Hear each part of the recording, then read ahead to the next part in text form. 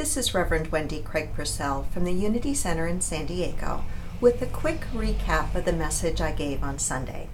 The title of my talk was Between a Rock and a Hard Place. I did a metaphysical and mystical Bible interpretation of part of the story of the Exodus. And basically the teaching points I shared were these three ideas. That when we're stuck in a place between two choices, neither of which seem particularly positive or good, that there are things that we can do internally to help us deal better with that predicament.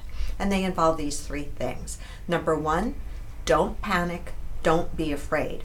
Number two, stand firm and centered.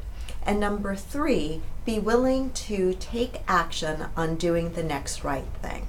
When I talked about not being afraid, I talked about the reality that danger is real, but fear is often a choice, and much of what we are afraid of doesn't really have any basis in reality, but is related more to the stories we are telling ourselves about the worst possible thing that could happen. So we want to be aware when we are afraid and begin to take a different look as we acknowledge that there is a power and a presence within us, yet untapped perhaps, that is greater than anything that might be before us. The idea of standing firm is really the idea of being centered and poised.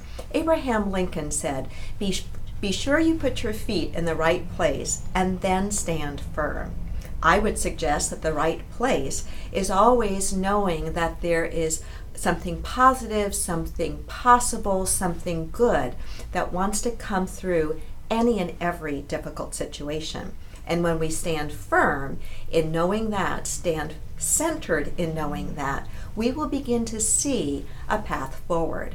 And that path forward then is that third step of being willing to take action, being willing to do the next right thing.